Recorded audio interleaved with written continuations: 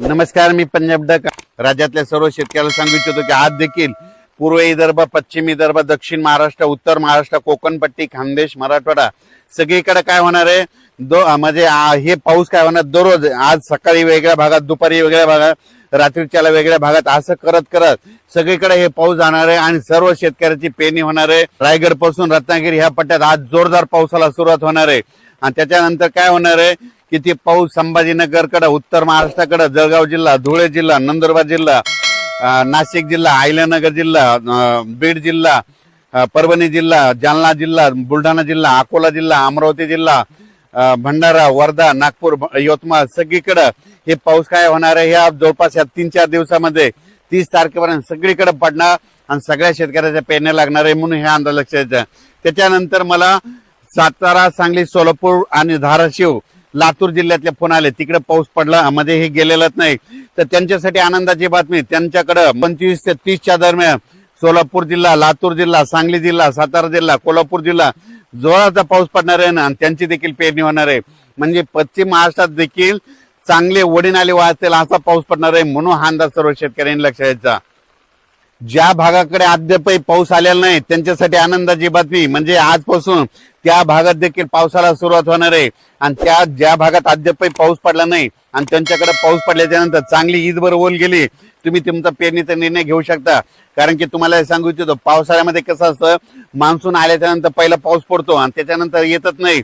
पण हे अशी परिस्थिती आहे, म्हणजे असं करत करत 10 जुलै पर्यंत महाराष्ट्रामध्ये दररोज वेगवेगळ्या भागात पाऊस पडणार आहे. सगळ्या शेतकऱ्याची पेरणी होणार आहे. उत्तर महाराष्ट्र, मुंबई, पुणेकडे ह्याने 24 ते 30च्या दरम्यान मुंबईकडे, उत्तर महाराष्ट्र, पुणे त्या घाटमाता परिसरात मुसळधार पाऊस पडणार आहे. कोकणाकडे पडणार आहे.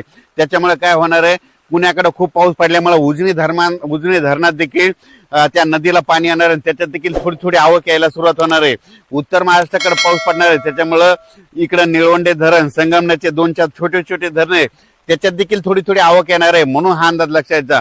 पण मी म्हणलो होतं ना, यावर्षी जून मध्ये थोडा पाऊस कमी राहील, जुलैमध्ये जास्त राहणार, ऑगस्टला 2 पाऊस मोठे पडणार आणि सप्टेंबर, ऑक्टोबर मध्ये मात्र परतीचा पाऊस जास्त पडणार आहे म्हणून हा अंदाज लक्षात यायचा.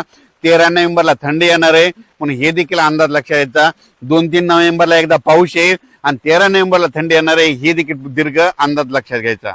तसंच जुलैमध्ये देखील काय होणार आहे की जुलैच्या मध्ये 2 जुलै ते 20 जुलैच्या दरम्यान काय काय ठिकाणी अतिवृष्टी होईल म्हणून हे देखील अंदाज लक्षात यायचा. सगळीकडे होणार नाही, पण काय होणार आहे, एक लो प्रेशरचं रूपांतर चक्रीवादळात होईल आणि ते चक्रीवादळ महाराष्ट्राच्या दिशेने येईल.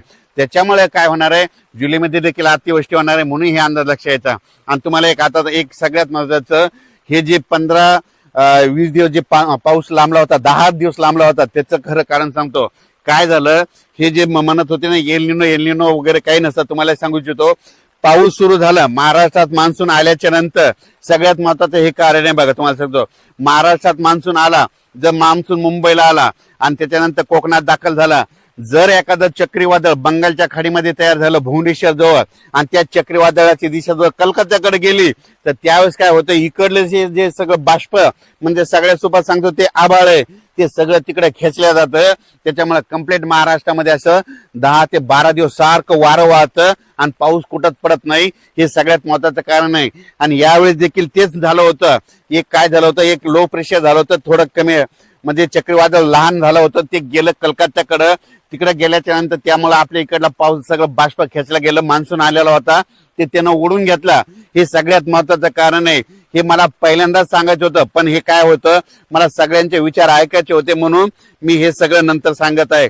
आणि भविष्यामध्ये आणखीन तुम्हाला एक सांगू इच्छितो, आणखीन एक गोष्ट सगळ्यांना सांगू इच्छितो, जर पुढच्या वर्षी जरी 2027ला जर पाऊस मान्सून आला, जर मान्सून आल्याच्या नंतर मुंबईला समजा कोकणात दाखल झाला आणि कोकणात दाखल झाल्याच्या नंतर जर अरबी समुद्रात एखादं चक्रीवादळ तयार झालं आणि त्याची दिशा जर दुबईकडे गेली तर काय होतं, हे सगळं बाष्प ओढून घेऊन जातं आणि जोपर्यंत ते चक्रीवादळ स्थिर होत नाही, तिकडे जाऊन पाऊस पडल्याच्या नंतर, स्थिर झाल्याच्या नंतर, तोपर्यंत महाराष्ट्रामध्ये असंच वारं चालू राहतं आणि हे बाष्प ओढून घेतं म्हणून हे सगळ्यात महत्वाचं कारण आहे. एल निनो वगैरे काही नसतं. तुम्हाला एक सांगू इच्छितो, एल निनो जणू काय आपल्या भारतीय मान्सूनचा सूत्रधार असं समजतात. म्हणून म्हणतो भविष्यामध्ये आपल्या भारताला 2 समुद्र आहे, एक अरबी समुद्र आणि एक बंगालच्या खाडीचा समुद्र.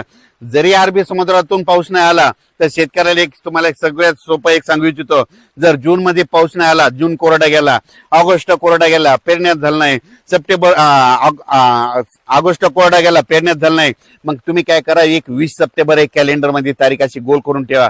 20 सप्टेंबरला दरवर्षी मला जसं करतंय तसं बंगालच्या खाडीमध्ये एक चक्रीवादळ तयार होतंय आणि ते तिथून मद्रासला येतंय, मद्रासून तेलंगणात येतंय, तेलंगणातून मराठवाड्यात येतंय, मराठवाड्यातून इकडे आयल्यानगर करून इकडं काय होतंय नंदुरबार उत्तर महाराष्ट्राकडे जातंय आणि सगळ्याला 20 सप्टेंबर नंतर पाऊस पडतो. म्हणून ही गोष्ट सगळ्या शेतकऱ्यांनी लक्षात घ्यायची. अचानक वातावरण बदल झाला तर परत एक मेसेज दिला जाईल. धन्यवाद.